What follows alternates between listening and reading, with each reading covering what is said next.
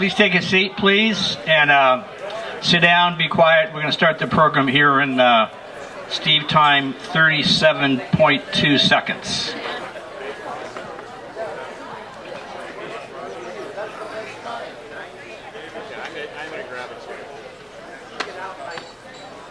All right, so if I have your attention, please. Steve terms everybody shut the up. But we are here to honor that great man, and as you know, he had a certain peculiarities about him. So before we get started, a couple of thank yous. I want to thank Johnny Smith for being here and performing. He is a Marine veteran, so if you give a hand to Johnny Smith. And I'd like to give a thank you to the Rotary Club in Napa for providing the wine. So the hosted wine is wine donated by Rotarians. So on your tables is wine that is crafted by some of the Rotarians in our club. And then hopefully most of you have seen the memorial bench as you walked in. If you haven't, make sure you see that special tribute to Steve Orndorf. So that is made out of redwood. The redwood tree was fallen on the lands of Tom and Gail Nelson on State Lane in Yountville. And that beautiful bench was crafted by Rotarian and my business partner, Brian Gross. So if you give a quick round of applause to Brian and Tom for that love. We do have a still photographer, president of the Rotary Club, James Lyon. He'll be walking around, so if you want a picture on the memorial bench, it is there. That bench is going to be delivered to the PDAT program. PDAT standing for Dorothy, Post-Deployment Assessment Treatment Program. That is what replaced the Pathway Home. And if you know Steve's life, the Pathway Home was an integral part of his life. So there's a garden being constructed there in Steve's honor, and the bench will be placed there soon. So please go take a look at that. So, I am Gary Rose. I have the honor and the privilege of being asked by the Orndorf family to be your MC tonight. And we're going to start off our program with Steve's loving wife, Linda, and their two beautiful girls, Erin and Ashley.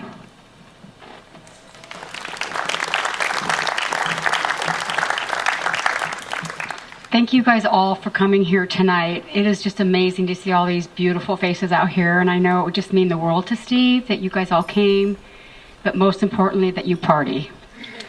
And he wanted us to start on time because if we didn't, he'd like shoot down a bolt of lightning on me. You guys know he'd do that, right? So with that set up, we're going to open this with Ashley, my youngest daughter. All right. Stephen Arthur Orndorf was a man who wore many hats. He was a fisherman, a businessman, a philanthropist, a hiker, a mushroom hunter, as you see on your tables, a meteorologist, a data collector, the life of the party, a husband, a mentor, and to us, a dad we looked up to and respected so much. Erin and I have so many fond memories growing up with our dad. One we hold near and dear to our hearts is the trips we took to Truckee throughout the years. Always when the fishing was best, of course. We would always make a trip to Sand Harbor, or Sandy Beach as he called it, and we had to leave bright and early in the morning to ensure we got the best spot on the beach.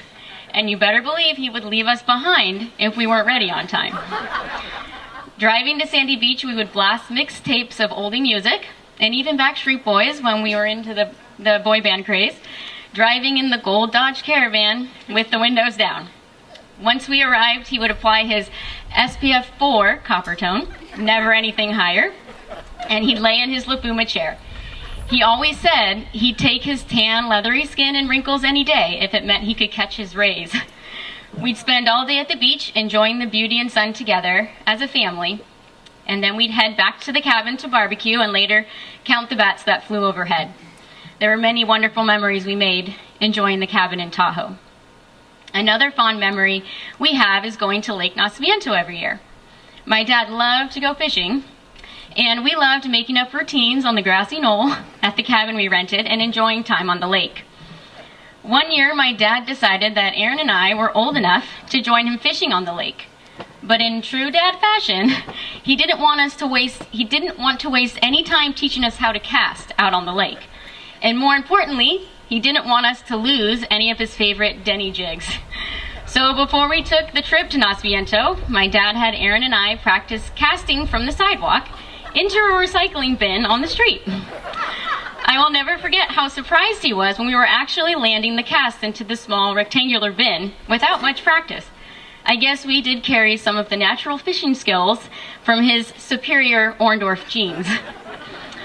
On a day-to-day level, we'd hear my dad sneezing in multiples of 7, never one less and never one more, sleeping with his face fully covered with only a tiny air hole to breathe, enjoying the giant hard Snyder pretzels or the pretzel rods, eating rock-hard Breyer's ice cream, and eating soggy French fries with half a bottle of Heinz ketchup on his plate, never any other brand, drinking Diet Coke or Diet 7-Up because he hated drinking plain water, enjoying a cocktail after a long, hard day of work, and changing in the hallway since that's where his closet was.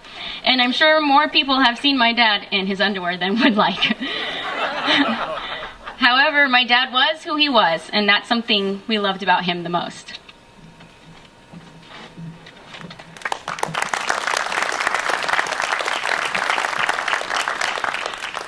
All right, so Ashley just talked about some of our fondest memories and the idiosyncrasies of living with our dad on a day-to-day basis. We'd also like to share some of the lessons he has taught us that we will keep with us for the rest of our lives. First, his appreciation for nature. From the childhood trips to Tahoe that Ashley mentioned, to walking in Austin Park by our house, to taking us on our first backpacking trips, to waking us up very early on vacation so that we could watch the sunrise, to simply spending time in the backyard appreciating the birds. Our dad always loved being outside. This is a value he instilled in us that we'll forever be grateful for, as the outdoors are now our happy place too. Second, Dad was the epitome of work hard, play hard. He took his responsibilities very seriously. He never called in sick to work. Never. He was always on time to his commitments, and he had amazing attention to detail. He had the highest standards for his work. And when he was done, he used his free time to fully engage in activities that brought him joy. He didn't halfway do anything. If he was getting together with friends, he was partying. If he was fishing, he was out all day. If he was watching a sporting event, he was yelling at the screen or the umpire. If he was listening to music, it was loud, and he was singing and probably dancing. Once he discovered mushroom hunting, he promptly filled multiple albums, as you can see on the memorabilia table, and the walls of our house, as you can see on the dinner tables, with his mushroom photos. To have a daily example of what it looks like to balance work and play, which is not an easy task, has had a lasting impact on us. We appreciate our dad's commitment to both his responsibilities and to doing the things he loved, and it's something we strive to prioritize in our lives now. Finally, if we had to name one value that most epitomized our dad, it would be integrity. As each and every person in the Grove knows, his work ethic was enviable. Honesty was always of the highest importance to him. More than anything else, the value of integrity that our dad role modeled throughout our lives has left a lasting and positive impact. And now, we'd like to share a list of a few more lighthearted things that will make us think of our dad forever. Of course, it goes without saying fishing. Anytime we drive over the Southern Crossing in Napa and look down on the old Napa Pipe and his local fishing destination on the Napa River, where he spent countless hours, we'll think of him. Any weather event, such as the recent historic heat wave in the Pacific Northwest or the unbelievable ice storm we experienced up there in February, or any thunderstorm, record rainfall, record high, record low, pretty much any weather record. If there's dry lightning, definitely think of him. Hearing music by Three Dog Night, the Bee Gees, Tina Turner, or really any song that's about to come on the playlist later tonight, we'll think of him.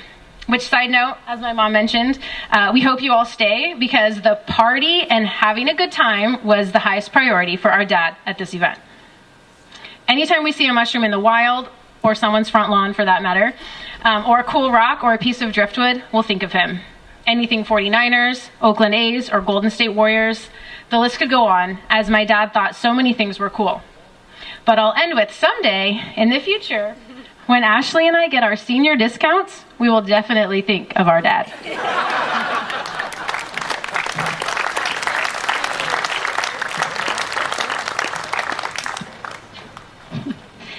So in closing, back in 1982, I wrote a poem for Steve before we were married, and he actually saved it. And I found it when going through his things, and to close the speech, I will share it with you now as it rings as true today as it did almost 40 years ago. He was who he was. The name of the poem is SAO. SAO is a friend of mine, and at 35, he looks just fine. He stands about 6'1" with a sense of humor that's loads of fun. He likes to drink and party hard, and in a group, he's quite a card. Life's gift of sleep does not come easy, but with the right pillow, he drifts off sleep freely. He's quite competitive, this we know, so let him win or face the blow. His temper's hot and very fast. Lucky for us, it doesn't last. He loves all sports and the fresh outdoors, to relax in the sun and forget all chores. Fishing's his game, a fanatic, I think, but never a break. What a terrible fate. A nudist at heart, he hates to wear clothes, another misfortune for us, I suppose. His honesty's a definite plus, sympathy and romance you cannot trust. We have our ups, we have our downs, but in the end we come around. A selfish heart made of gold, I hope together we grow old. Yes, SAO is a friend of mine, and at 35, he's more than fine.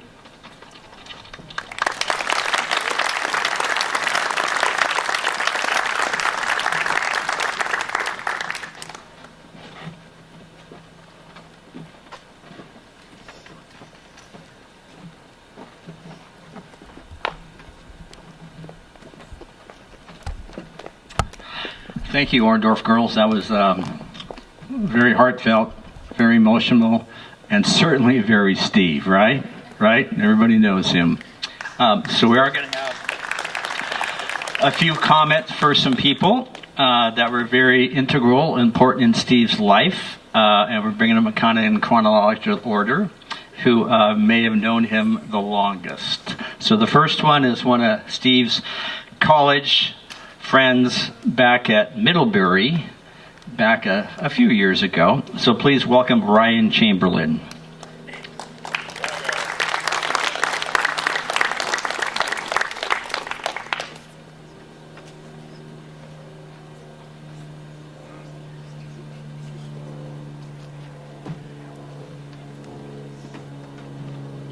I made it up here with my buzz on. That's good. I actually didn't go to Middlebury, but I will if somebody wants me to. My name is Ryan Chamberlain, but that wasn't Ornie's name for me. Shortly after we met in 1971, he blessed me with the moniker the Lunatic. As it happens, I am humbled based on the fact that it takes one to know one. Ornie. I bet every one of us believes he was about as special a person as you'd ever meet. I remember when he came out into our office at Kaiser Steel in 1971 in Oakland, and I heard he was an Ivy Leaguer, Middlebury kind of guy, and I decided right then he was probably a nerd. It took me, sorry for the Ivy Leaguer Middlebury people. It didn't take more than 3 days to determine he was the furthest thing from a nerd that a person could be. That happened when I decided to go out to lunch with him, and we found ourselves drinking bourbon, taking shots, and that sort of thing. From then on, it would not only be impressive business exchanges at Kaiser, but incredible Bay Area soirees that always include Steve rocking the Casbah and occasionally hopping up on the stage and singing. And I thought he was phenomenal, although most of the time I think I was a little buzzed. So anyway, he had a talent for getting all the fun out of life there is to get. When you meet a guy with those partying talents, I thought, that must be about it. But he was a phenomenal human being, as you probably know, with a huge heart. Check out what he's done as president of the school board, Rotary, Wildlife Conservation Commission, and the Boys and Girls Club. And then what he did with what was then Pathway Home, he obviously did great things for Adam Schumann and the other veterans that had PTSD, and even to where Spielberg wrote a movie about it. And but more than any of those things, he and Linda created a great family, and they've just been so super all their lives. And I don't know, he's just done it all.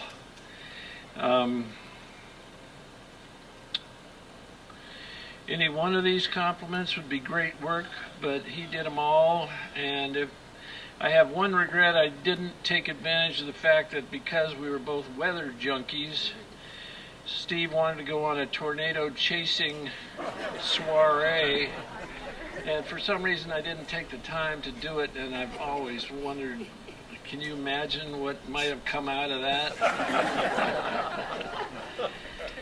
So for those of us that still listen to the music CDs he used to send out, unless I'm the only low-tech one that still listens to CDs, I've been playing Ornie's discs for the last few weeks, and the one that really gets me is I Did It All. I think Ornie's come as close to doing it all as anyone I've ever known or heard of.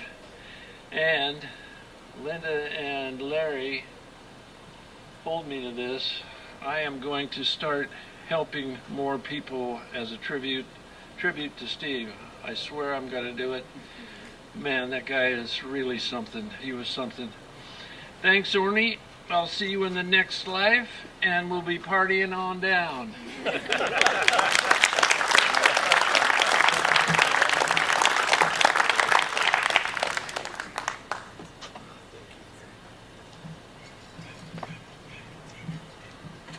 All right, our next speaker, I did confirm this, and I believe he did go to Middlebury, but he'll probably tell you a few stories about that time. So please welcome John Kirby.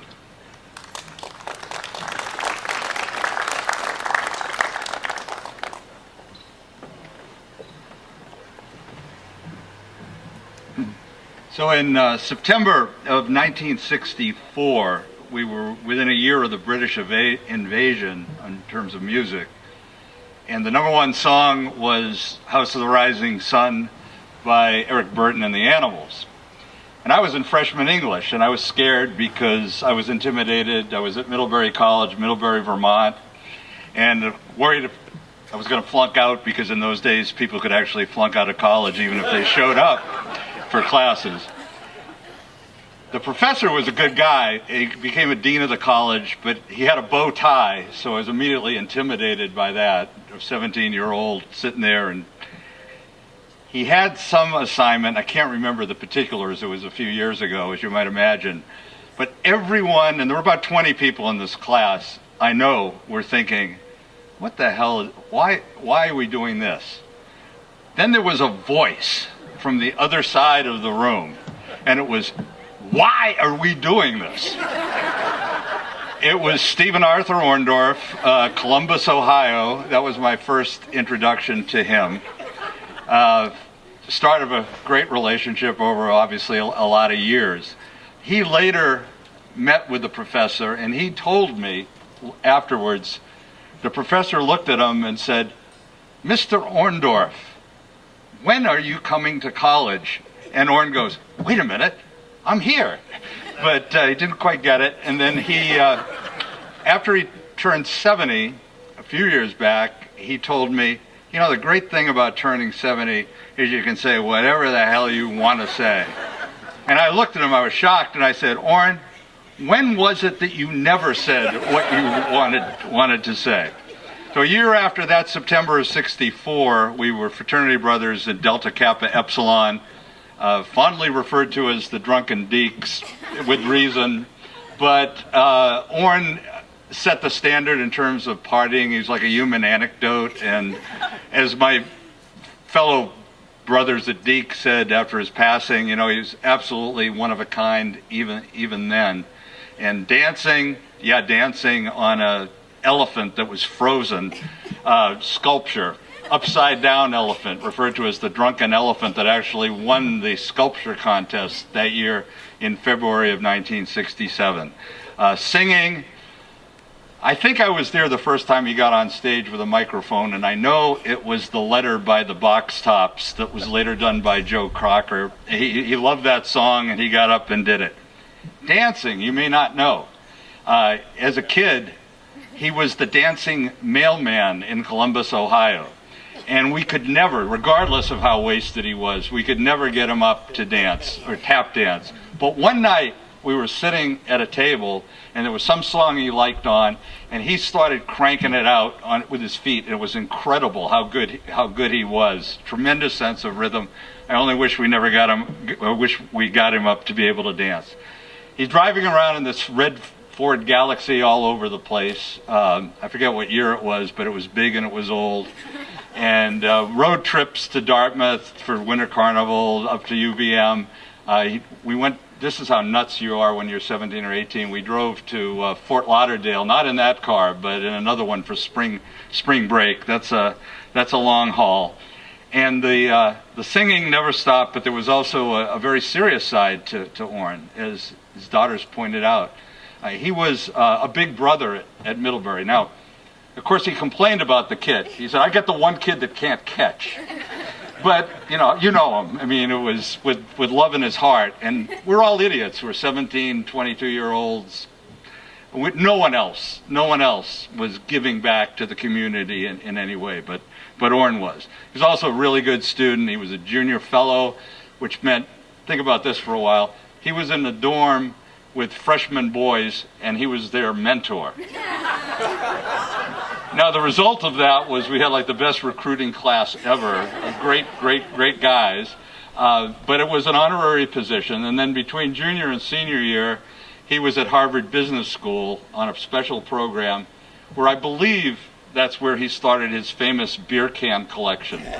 Now, you have to pause for a second and think, how many times has Harvard Business School and beer can collection used in the same sentence or the same paragraph? But that was Orn. Orn, the sports fan, it was alluded to. I know, vocal about everything. It started in college. He was working referees all the time. We came out to visit, my wife and I, in 1973, and we're in the Oakland Coliseum, the old Oakland Coliseum, where their benches were in the bleachers. And he's upset at Billy North, who's the center fielder at the time of the A's. And they also sell $2 buckets of old Milwaukee beer. And he's enraged about something North didn't do, probably not hustle enough. He goes bounding down the benches and either forgot he had the bucket or forgot that the bucket didn't have a cover on it, because beer's splattering all over the place. But that was Orn. He cared about sports. Another time we were in Lake Tahoe and rented a place at North Star, and his beloved Ohio State Buckeyes were playing. So I had to listen to the script Ohio, dotting the I, and all of this stuff.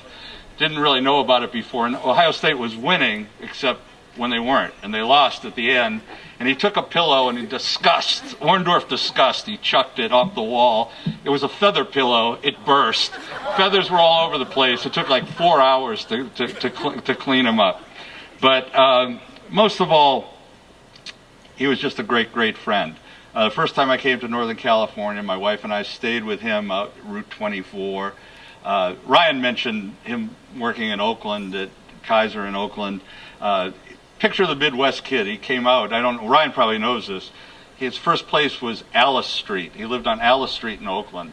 And I'm sure he did it because he could walk to work. But what he didn't know was it was populated with prostitutes and drug dealers. So he got out of there, and then he was on Route 24 the rest of the time at different communities. But we came out, and again, couldn't have been more gracious. We stayed with him.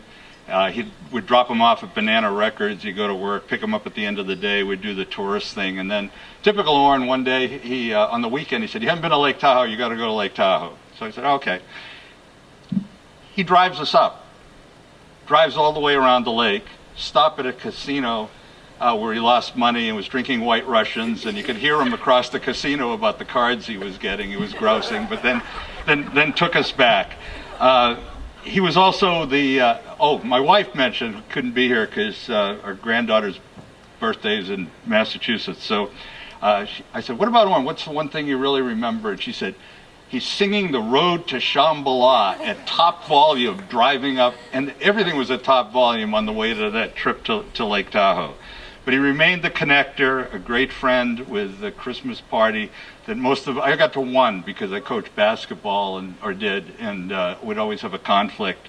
The emails that I'll miss terribly because not only were they funny jokes most of the time, but also a lot of the nature information was there.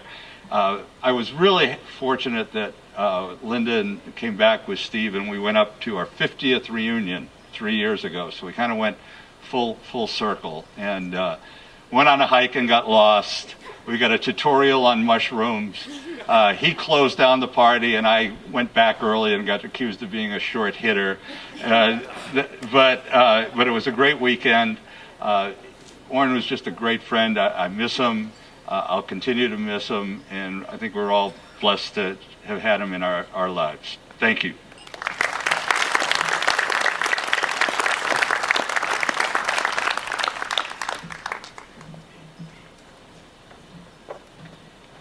All right, now we get to the pipe days. So nowhere to start with that except for Mr. Larry Lawrence.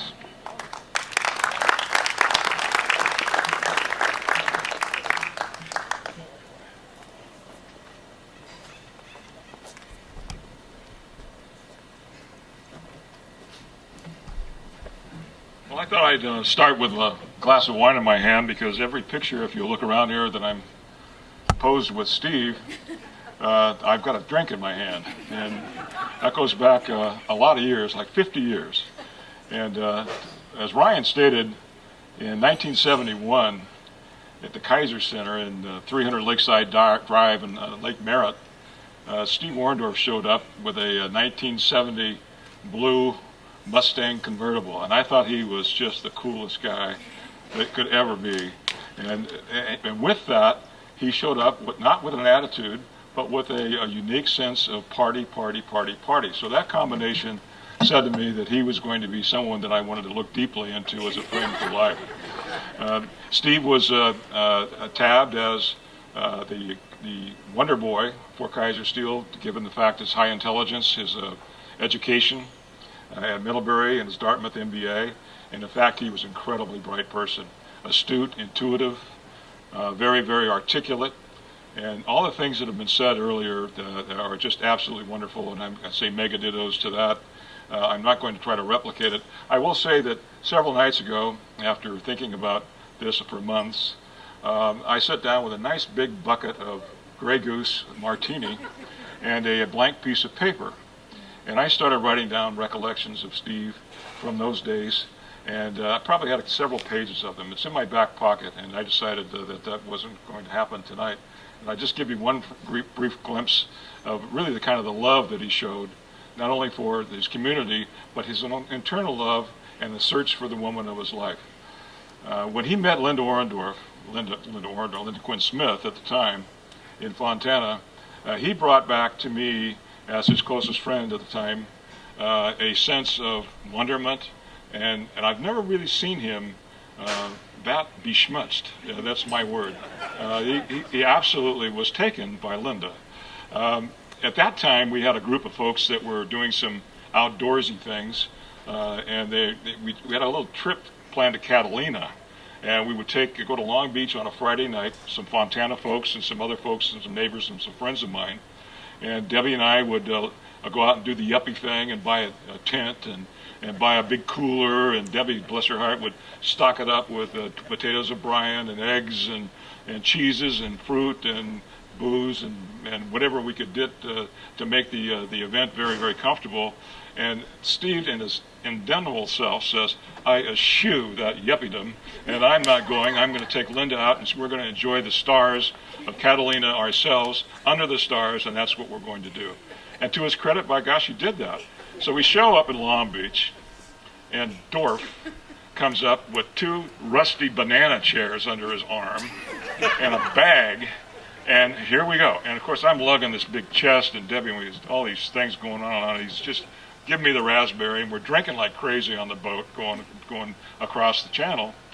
So we arrive in Avalon, and we had hired a cattle truck basically to pick us up, and there was a little liquor store and there as we arrived, and went in and picked up some last minute items like a couple 6-packs of beer and all the real essentials to make the trip over the hill to Wrigley Island. To the west side of the island was a beautiful little cove where we camped, running water, picnic tables, and so we all set our little camps up.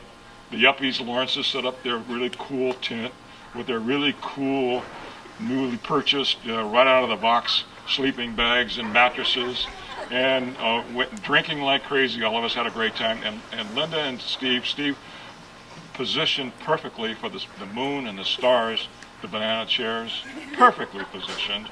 And he did have, to his credit, he has some beach towels that he put on the banana chairs. They were rusty, by the way. He lived in Newport Beach, so the corrosion was really self-evident.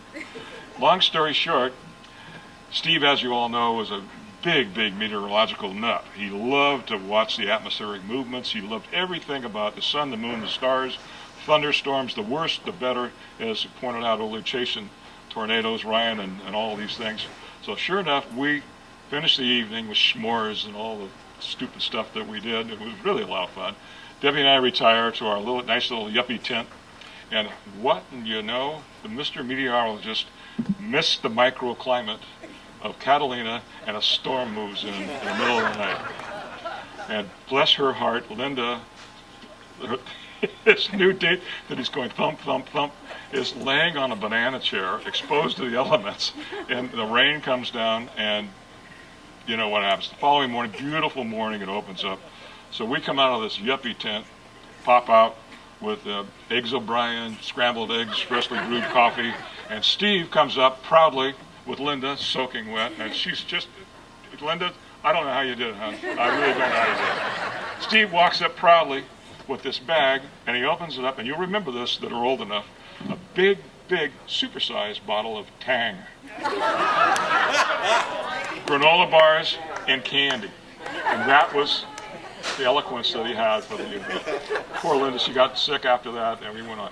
To say that it was typical Orny, and I'm not going to say much more about it. I could tell stories about him laying around on Manhattan Beach with his number 4 copper tone suntan all over, perfectly positioned as we're running out. And the Goodyear blimp comes along, which stops right over the top and cuts the sun out from under him. And it says, just my luck, just my luck. And that was typical Steve. But I will tell you, there's never been in my life a more decent man. And everybody here, you know that. He's the most decent man I've ever met. So, here's to you, Steve. I love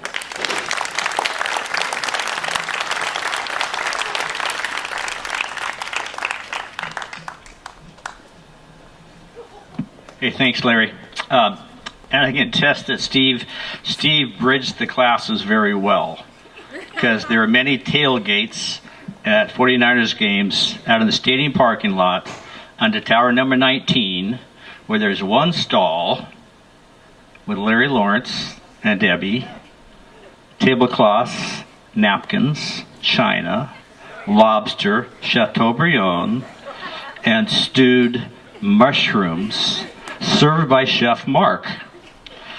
And the 5 or 6 stalls down is there me and my younger brother, me and my rollerblades, shorts, t-shirt, and we got a tiny little grill, and we're making burgers and dogs. But Steve fit in everywhere, as he has in everybody's life. So that is a big compliment to Steve. He had that ability. So next I'd like to bring up another guy from Napa Pipe and a member of our Rotary Club, Dana Zanone.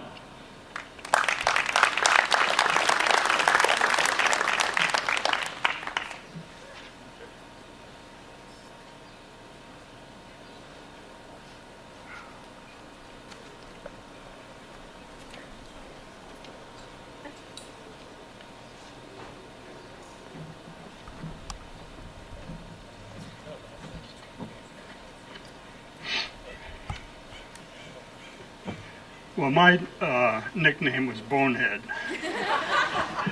And that's the honest truth. I don't know why, but that's how I struck him, I guess. Well, hello everybody, I'm Dana Zanone, and you're probably wondering why I'm wearing this white shirt and black tie, and I'll explain it on page 3 when I get to it. It's funny, but I haven't tied a tie on for a long time, and I actually successfully did that today. Of course, I'm a long-term friend of Steve Orndorf. A few years ago, the Napa Register quoted Steve in a Napa Pipe article and clarified that Steve was a Kaiser old-timer. I have known Steve since the early 1970s, and believe me, he never acted or looked like an old-timer. He was always strong, smart, physically active, and a good friend. Starting in college, right out of college in the late 60s, Steve worked at the Kaiser Oakland headquarters. He then transferred to the Eagle Mountain Mine and Desert Center. Then in the early 70s, he ended up at the Kaiser Fontana Steelworks. I met Steve there in the Kaiser gym playing noontime basketball, and as you would expect, Steve was an excellent player and extremely competitive. I also met Linda, who was an executive staff person at the Fontana, or at the Bopping Caster Shop, and you had to talk to her to get to see the superintendent. It was fortunate that out of 8,000 people at the Fontana Works, Steve met Linda. In the early 80s, both Steve and I moved to the Kaiser Napa location, and Steve worked in the large diameter pipe, and I worked with the fab shop and the offshore and construction group. Weekly in our youth, or middle age actually, our lunchtime routine included running along the Napa River levee, and I remember running behind Steve, who was trying to catch and run down Dave Hill, but I never caught either of them. They were really competitive and fast. Over the years, Steve continued to be extremely active by hiking up streams in the Sierra and Puda Creek. Once I gave up following him and laid down in the grass waiting for a bear to walk by.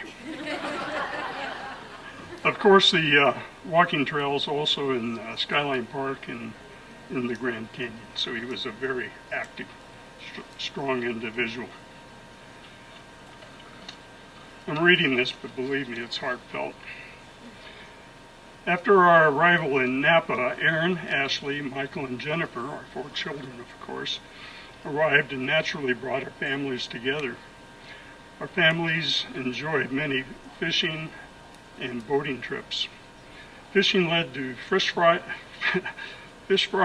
fish count competition, fish size competition, and eventually condo camping at Lake Nacimiento.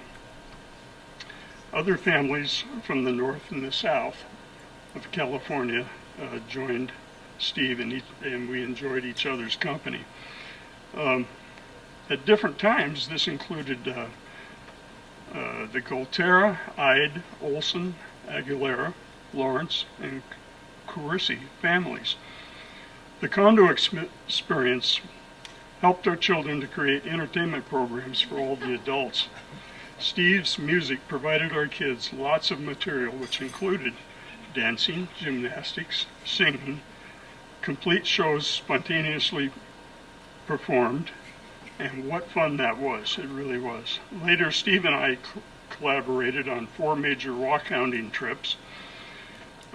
We went to various closed gold mines in Angels Camp in Copperopolis, and then once at Lake Nacimiento in his aluminum boat when the water was low and the fishing was poor. We almost sank the boat that day, seriously. There's some pictures of that. Other fun things that we did was putting together PowerPoint shows. The one that I enjoyed the most was this kidnapping by natives in South America on the Xingu River. You can read about that in this book. Other shows of his adventures in photography were frogs, mushrooms, almost there, rocks, beer cans, and forensic fish inspections. As a side note, after the 2014 earthquake, Steve babysat my rock collection in Linda's backyard, including one large boulder I found at Eagle Mountain Mine. Linda, thank you for putting up with this. Steve introduced me to Rotary. The Rotary experience included fundraising for and visiting the Pathway Home and later the PDAP program in Martinez. This experience personally benefited my family. I introduced Steve to the Friday afternoon Ben Davis Club. We meet in a workshop in the middle of a vineyard. Ben Davis is a brand of clothing manufactured by workers that workers wear on the production floor even today. We wear our Ben Davis shirts, enjoyed a beer, and we called this our safety meeting. This group loves Steve, and I ask that I express that tonight. Finally, of course, Steve and I perfected a Jake and Elwood blues routine. Seriously.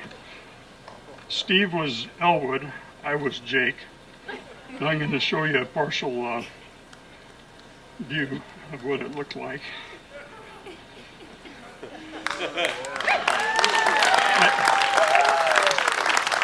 I'm not wearing the black jacket tonight because it's just really too hot to do that. But one night we put on a one-night-only demonstration at a Solano County country club, and believe me, I think we really terrorized those poor people. So here's the proof. Okay.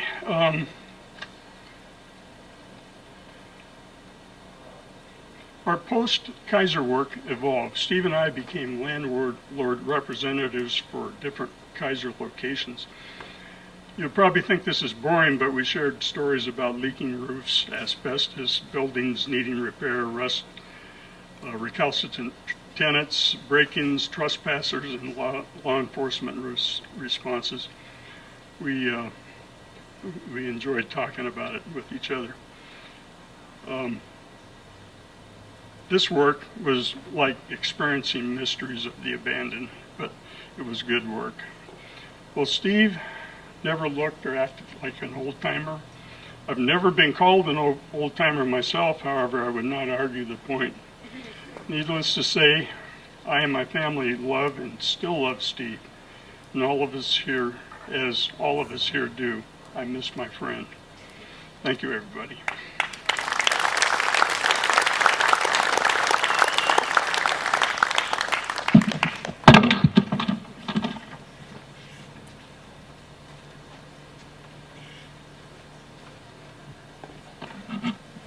Is Diane Jelani here?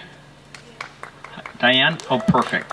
So we're going to hear from Diane, who was Steve's personal assistant, secretary for a number of years. I'm not going to ask her to open that box. So there are certain things that you have to keep sacred. But please welcome Diane.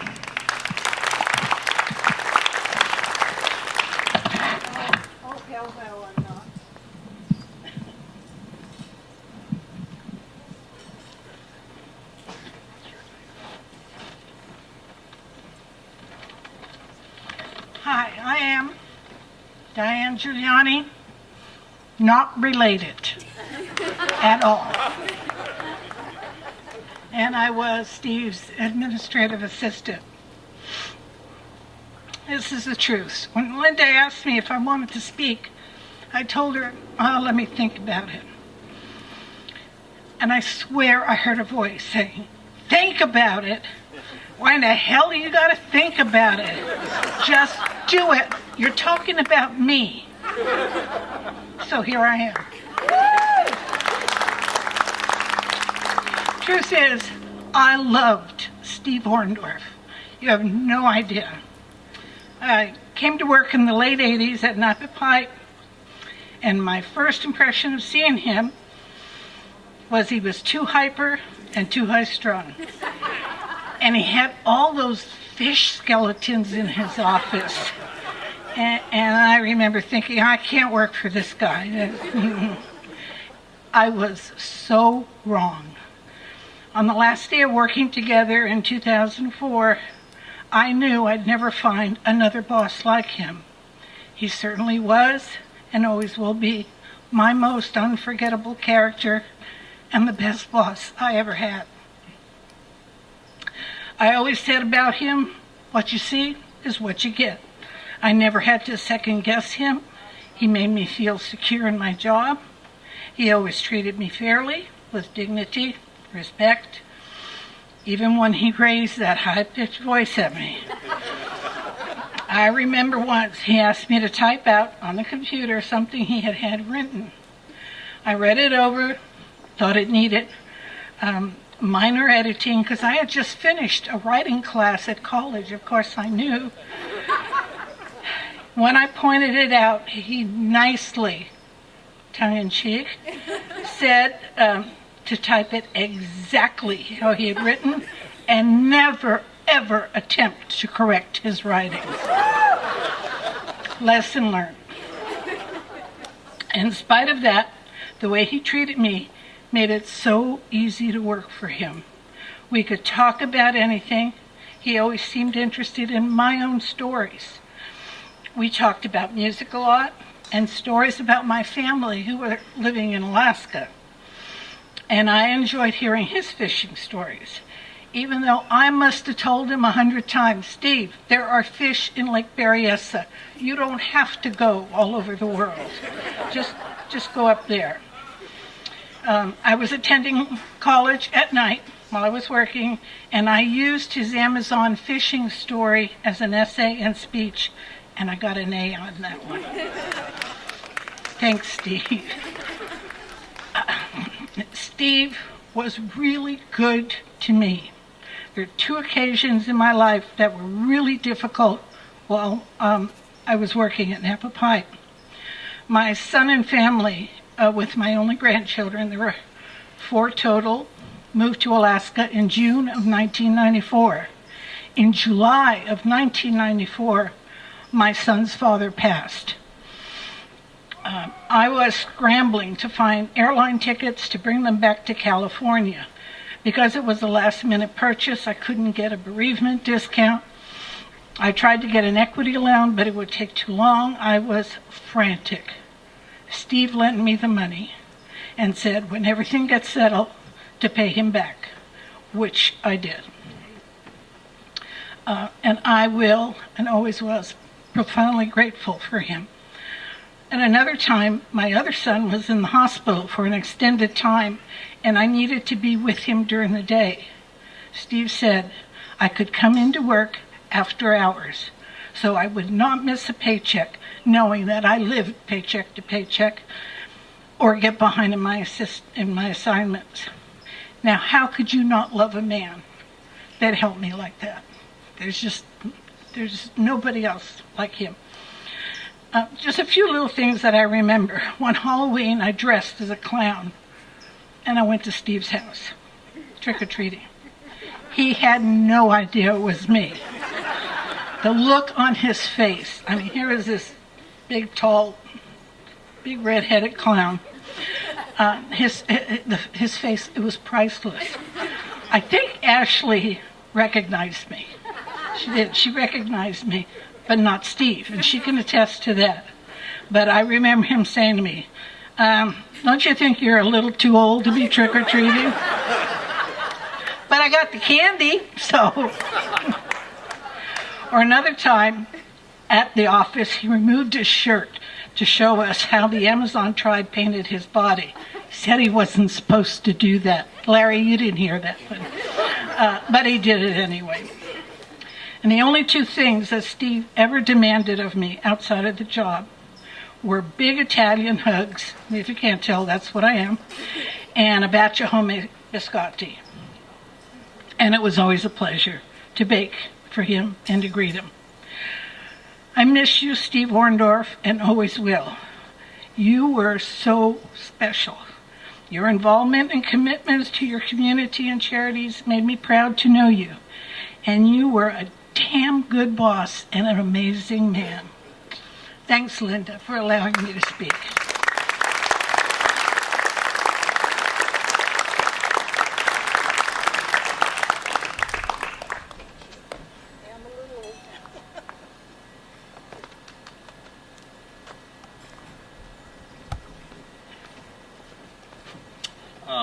Our next speaker, another member of our Rotary Club, and we're proud to have her, and it would be Dr. Barbara Nepko.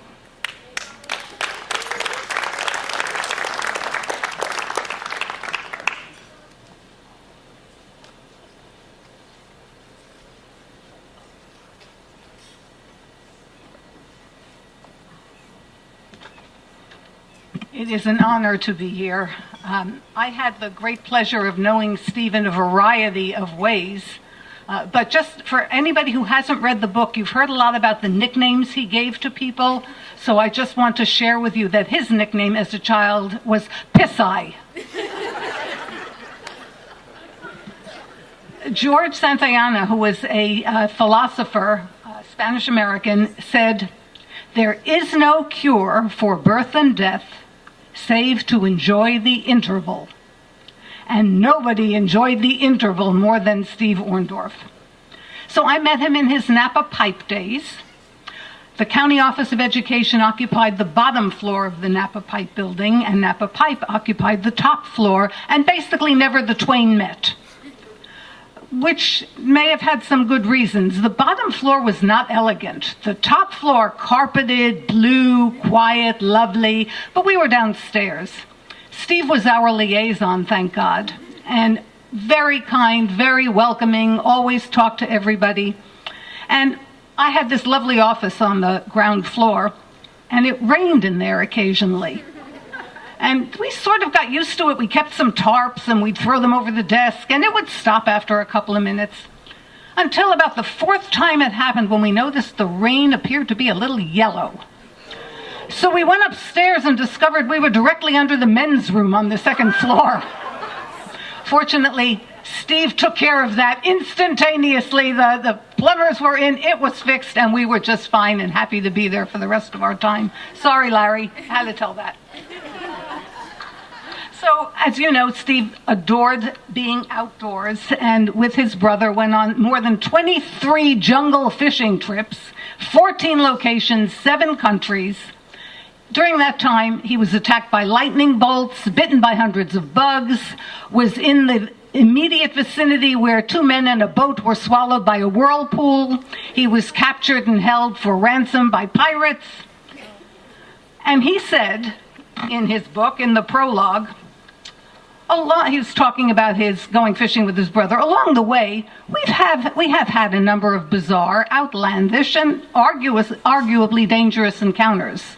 A well-grounded individual might legitimately question the sanity of someone who continues to subject himself to such encounters, particularly given the expense and considerable logistical problems normally involved in getting there and back. But, contrary to the opinions of some family members, and many friends and associates, neither of us has a death wish, despite what I must concede is a considerable amount of evidence to that effect. That was Steve. And in fact, when his doctors determined, when he was sick, and they finally were able to give him some immunotherapy, and he miraculously, it seemed, got better. He started taking these pills, and he was okay again. His main motivation was to go on another fishing trip with Adam and his son-in-law, which he did, and was so happy that he had done that. So I knew Steve through Napa Pipe, and then I, again, knew him through Rotary. And he was, you could see what a wonderful person he was. I'm fortunate at the county office. Most people in Napa have no idea what we do and no idea that we have board seats available. And so frequently I've had the option when we had a vacancy to recruit someone to be a board member. And in 2004, I was lucky enough to have a vacant seat in the vicinity where Steve lived. And I asked him if he would apply to be on the board. And of course he did. And he was incredible. Being a business person, he understood what we did, and being a board member, we frequently have to present the budget to the board. So several times a year, we give them a budget which may run to 97, 102 pages. And usually the board says, okay, we approve it. Steve would say, I have a question. On page 92, column C, line 57, where did you get that number? Well, thank God, if he had asked me to explain it, we would have been in big trouble, but our business person always could do it. And of course, Steve had called in advance to make sure nobody was embarrassed, because that was Steve. When he became president of Rotary in 2007, I remember being amazed that this very verbal, bright, wonderful, sophisticated man spent an entire day preparing for his opening meeting. He worked so hard to get it right. And then he started, Pathway Home was starting then, and he wanted to be part of helping the veterans. And so he wanted to do things that would give them a chance to just get back into regular life. Well, I didn't want to go hiking, and I certainly didn't want to go fishing, but I thought bowling. I can go bowling. I bowled when I was 14. What's the big deal? Well, not the best bowler on the team, but Steve was incredible. He was an amazing bowler. His ball, I think, traveled at about 120 miles an hour, and he had a hook on it. He would throw it there, and it came in there, and all the pins would just lay down in surrender. Now, Kent and I usually vied for last place. And Steve would be absolutely thrilled to torture Kent. I was a girl, he didn't do it to me, but when he would score yet another strike, yeah, he would scream, he would yell, and Kent and I would kind of look at each other like, okay. But Kent had a way of getting even, because Kent has moves. And when Kent got a strike, he showed them. Now, he's going to talk after I do, and you're going to see him on the dance floor. I would demonstrate the moves, but I could never do it justice. So please remember to ask him before you leave how he tortured Steve right back. And that was fair. So at the end is when I really got to know Steve even better, because his one concern when he was so sick was Linda, and how he was going to make sure Linda was protected and Linda would have insurance and Linda would be safe. And he was ready to leave the board. He said, I don't want to come to meetings because I'm coughing so much. I will make people uncomfortable. I said, you don't leave the board. We will take care of you. You stay on the board as long as you possibly can. And at the very end, we were dedicating the Calistoga Preschool. It was a new facility that we were opening. We had a groundbreaking, and it was probably just 2 weeks before Steve died. And he insisted he wanted to come. And so I picked him up, and we went out to the preschool, and with his hard hat and his shovel, he participated, and we have wonderful pictures. And on the way home, we stopped at the fruit stand, and he walked up to the fruit stand, and that was when his knee gave out and buckled, and that was when I knew he was in really big trouble. So we got him home, and we started texting regularly, and I went to see him at the house. And maybe 3 days before he died, he texted, because he was going to do it his way. He said, you know what? I'm done. I'm throwing in the towel. I just want it to be over as fast as I can. And 3 days later, he was gone. So even in the end, he did it his way. He did it the right way. And he was one of the most wonderful people I know. We miss you, Steve.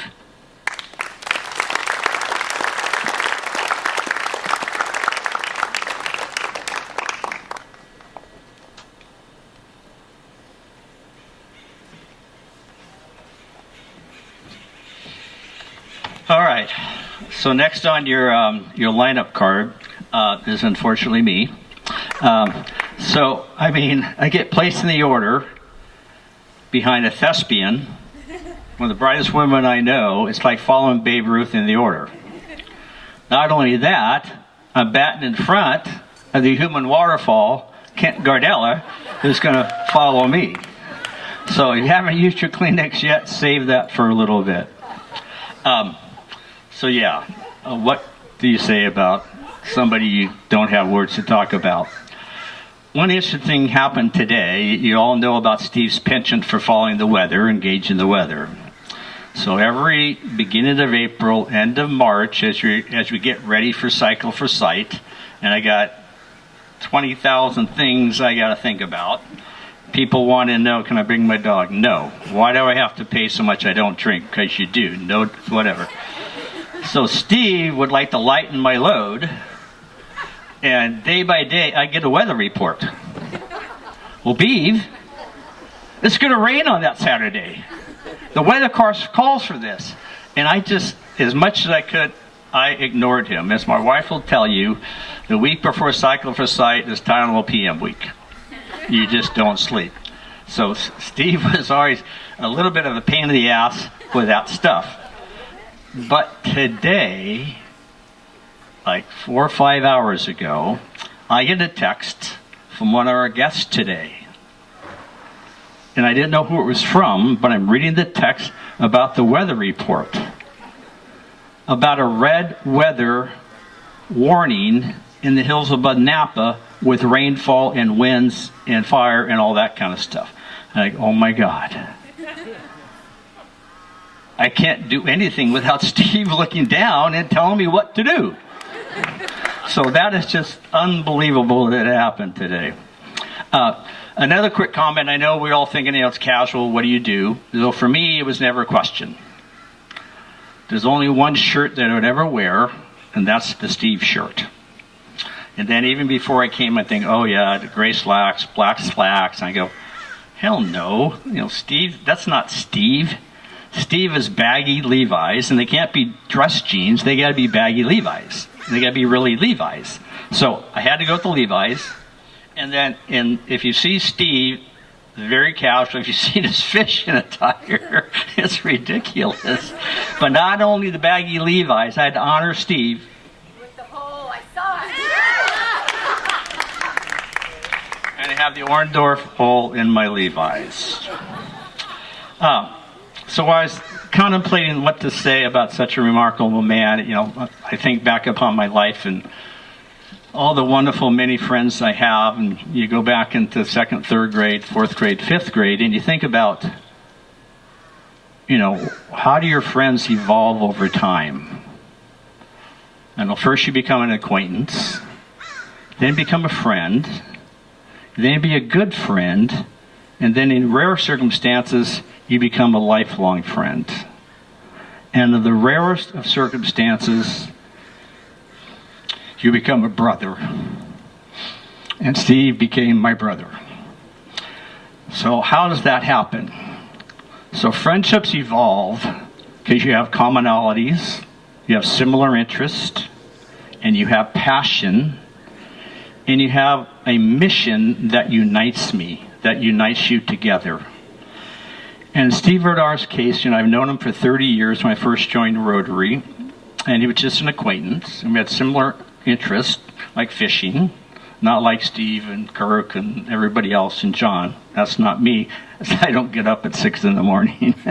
So I regret not having fished more with Steve.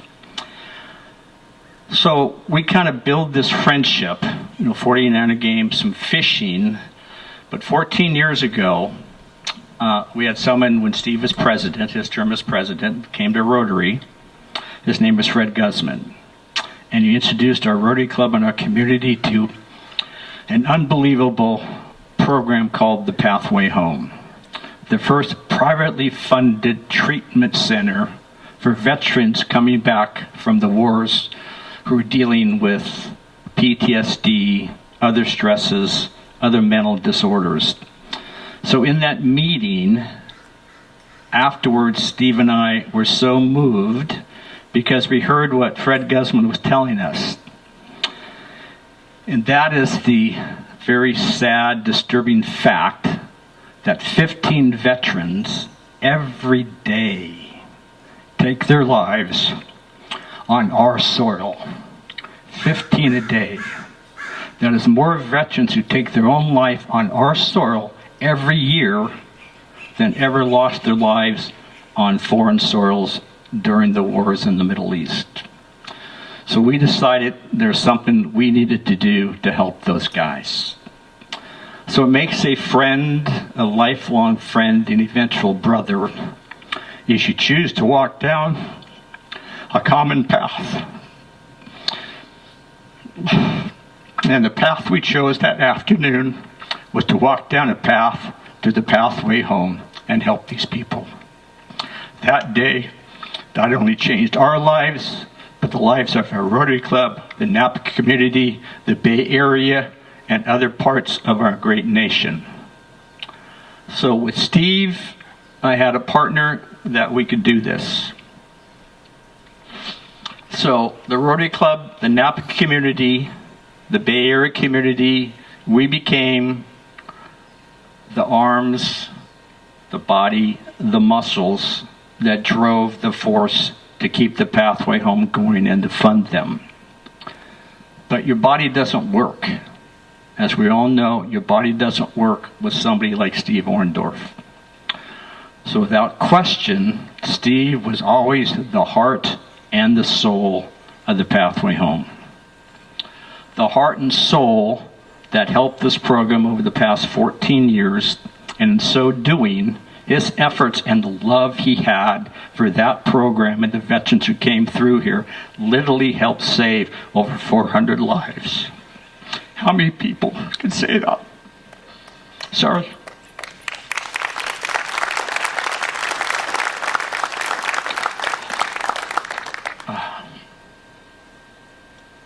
And you know, Steve, fishing, hiking, this was his hat. This is his hat. I worked at the top of Kilimanjaro a couple years ago to honor our guys. So the work he did for the pathway home with bowling, fishing trips, taking them, loving them, and the care that our community and the Bay Area gave them that they didn't get in other traditional VA programs was basically just love. And Steve was that love. As we have Zach and TJ with us tonight, two of the members of the Pathway Home, and they're going to come up here in a minute and then help me with a presentation. So Zach and TJ, if you kind of come up, approach the stage for a minute. So I'm trying to sum up Steve in a few quick words. So Steve, hard to adequately explain him. So Steve is a man who never saw a rock he didn't want to take home, a mushroom he didn't want to pick, a mountain he didn't want to climb, a stream he didn't want to fish, and a soldier he didn't want to save, or a flag he didn't want to wave. So as many of you are aware, and I'm sure in the video you're going to see later, you're going to see Steve every third Saturday in April over the last 14 years, except the last, at the top of the Memorial Mile, at the top of the entrance to the Vets Home, sitting in his chair, playing this patriotic music, and for 4 hours in the drizzle, the rain, the heat, waving that flag nonstop, cheering everybody on. So that is probably the unique memory that I will always have of Steve, seeing that he just loved doing that. And yeah, that flag, all American flags meant a lot to Steve. He was a true patriot. He was a true American hero. So that flag, how that story got started, so this is the first year of Cycle for Sight, and we're sitting around, and a few of us in a committee meeting in my office, and remember, we're trying to put on this big event that nobody's ever tried to host something with 2,000, 2,500 people. So we're here trying to do our best, make it up as we go kind of thing. I didn't write out notes and stuff like Steve, as you know, I just kind of fly by my pants, no budget, no notes, just let's get it done. So we're sitting there, and Steve goes, yeah, I want to do this. So he brought up this idea about being at the top of the Memorial Mile and flying this flag. So we go, well, Steve, that sounds like a great idea. Well, who's got a flag? So we're sitting there, and our committee then was Bruce McCall, a member of our Rotary Club. And so Bruce goes, hey, I'll give you the flag from my yard. We'll use that. We'll use that flag. So sure, great. That's great, Bruce. And as the story evolves, as things would progress with the pathway home, Bruce McCall, a well-known Napan physical therapist, his son Sam, 5 or 6 years later, struggled after being coming out of the armed forces and became one of the clients at the pathway home. So Bruce, when you'd run into him, he'd see Steve or I, and without fail, he would hug us and thank us for saving his son's life. So Bruce McCall and that flag that waved so valiantly for so many years during that Cycle for Sight event. So Bruce McCall, early this week, brought this to me. And on the back it says, God bless you, Steve, for all you did for our vets. Love you, Bruce. So Zach and TJ, hold on to this for a second. So they have this flag to present. So on behalf of a grateful Rotary Club, a grateful community, and a grateful nation, and on behalf of over 400 soldiers whose lives Steve helped to save, we'd like to present this flag to the Orndorf family.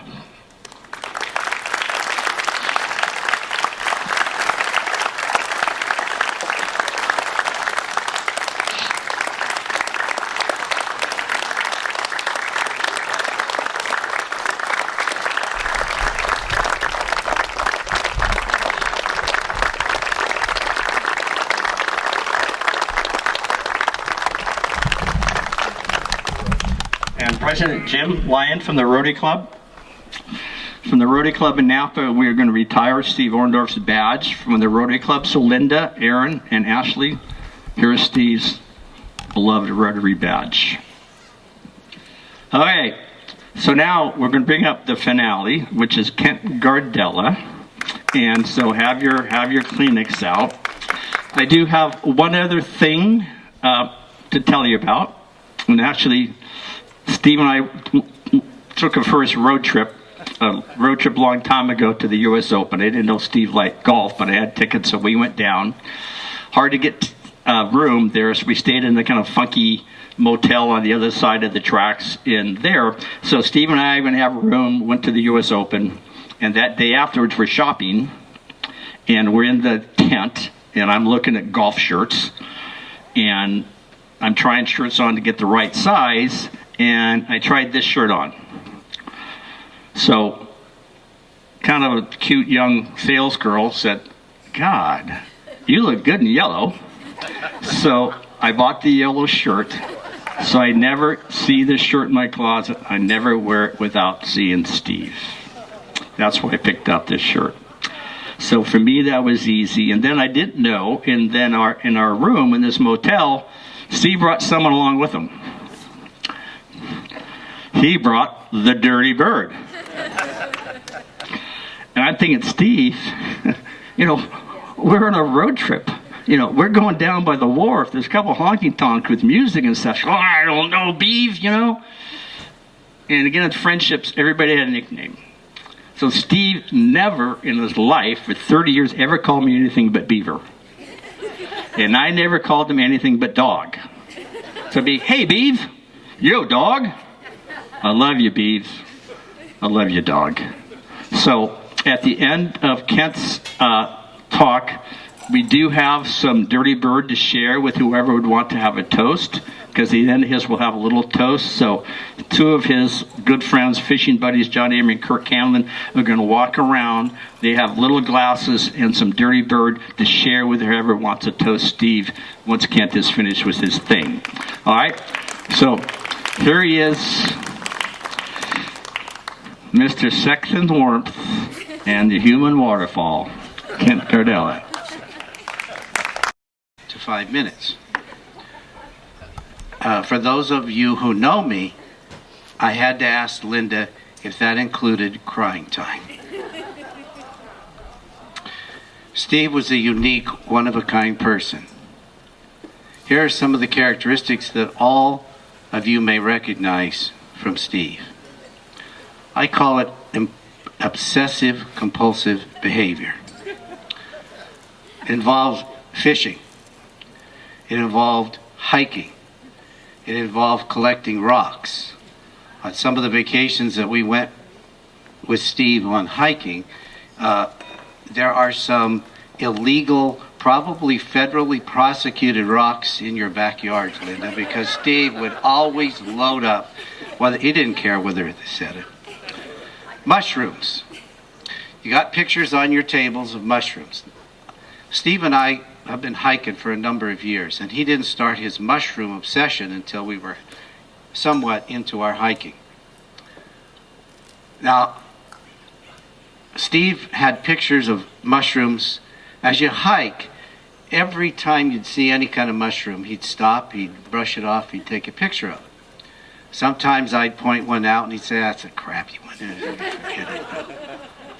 But what I most liked about hiking with Steve with mushrooms is he was in very good shape, and I was always huffing and puffing behind him. So when Steve would see a mushroom, we'd stop and I'd catch my breath. God bless the mushrooms. Weather Channel. That's another one. Steve, we would go on vacation. We went a couple, three hiking vacations with Steve and Linda. When we would get back, you know what channel he would put on? The Weather Channel. You know how boring that gets after a while? And his other obsession was on time every time. My best recollections of Steve, I always knew I was going to have a good day because I always hoped that I would arrive 2 minutes early and Steve would arrive 2 minutes late. That would shut up his ragging all the rest of the day. The other obsession that Steve had was with our veterans. One of the other characteristics you've all alluded to was Steve's competitive nature.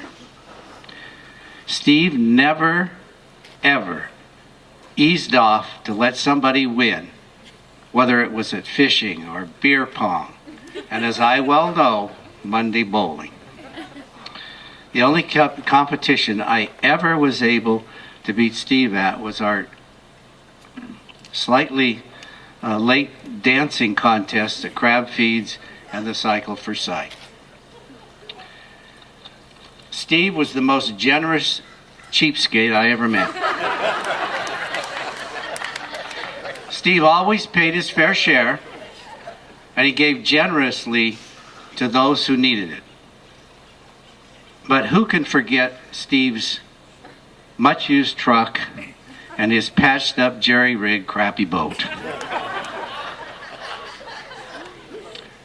Our friendship grew when Steve got me involved with the Pathway Home for our veterans through Rotary. Rotary's motto is service above self. And Steve lived that motto. Whether he was strengthening our education system by serving on the County Board of Education, or aiding youth by serving as the president of the Board of Directors for the Boys and Girls Club, or as president of the Napa Rotary Club, Steve was instrumental in starting our club, as Gary mentioned, in starting our fundraiser for Cycle for Sight. Steve was also a big booster of Rotary-supported programs like If Given a Chance, the Salvation Army, and the Enchanted Hills for the Blind.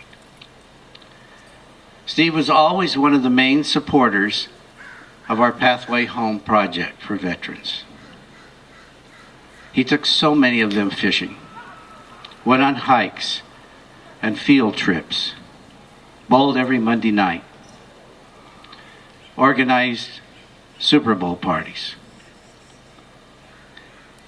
Steve, I want to Steve enjoyed the support of so many participating Rotarians.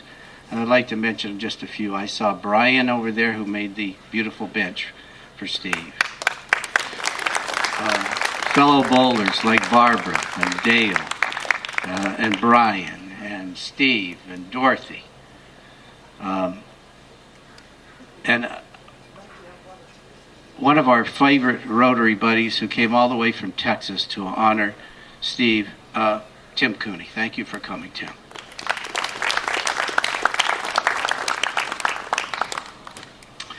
I want to thank TJ for coming all the way from Idaho.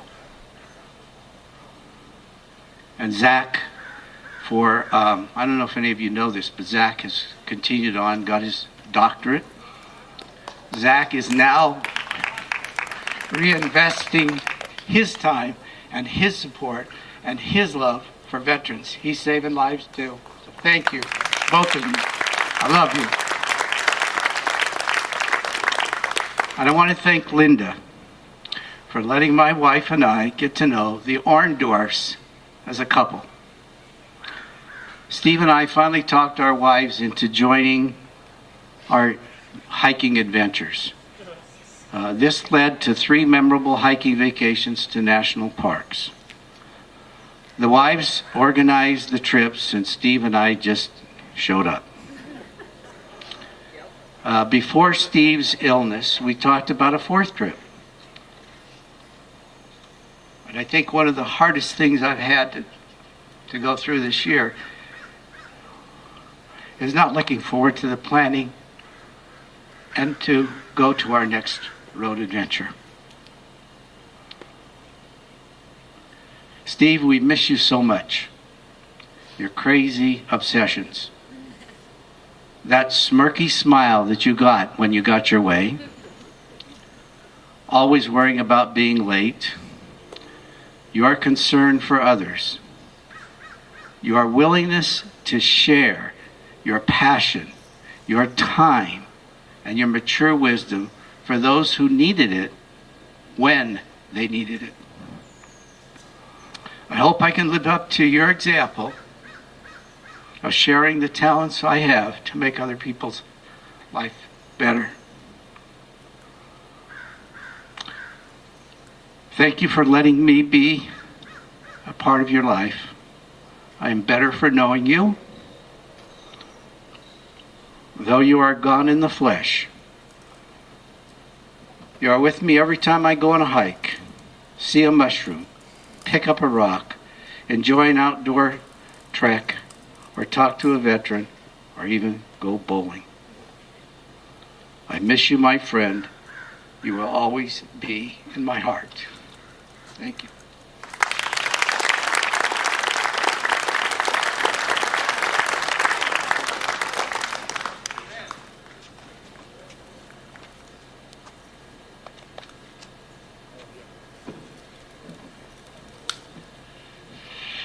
Well, I can't believe I outcried the human waterfall.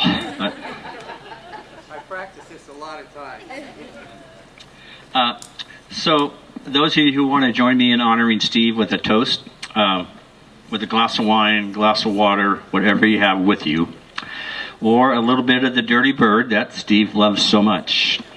So, trying to pick a toast or a poem, it was pretty easy for me, because I really only know one poem. So that got the call. And I've only read it on the occasion of one other well-known historic napping, and now I'm going to use it for Steve. Pretty sums up the type of man that he was. The poem was entitled, "That Man is a Success," and that was Steve, who has lived well, laughed often, and loved much, who has gained the respect of intelligent men and the love of children, who has filled his niche and accomplished his task, who leaves the world better than he found it, whether by an improved poppy, a perfect poem, or a rescued soul, who never lacked appreciation of earth's beauty or failed to express it, who looked for the best in others and gave the best he had, So to my brother, love you, dude.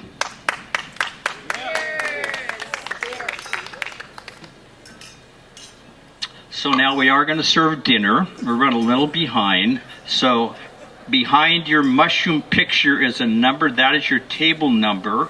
So let's do the first 6 tables. We're going to release you to go get in the buffet line. If you need more wine, you can pick up wine at the bar and bring it back to your table. And then once you start getting back, we're going to start a video for you to watch. All right? Which is very insightful, great pictures of Steve that was put together by Dana Zazone and a package of other Rotarians. So anyhow, go out, start your dinner thing, and let's get rolling here, and then we'll finish off with other stuff coming up. Thank you, Gary. And Johnny Smith will be back playing some tunes for you during your dinner hour. All right.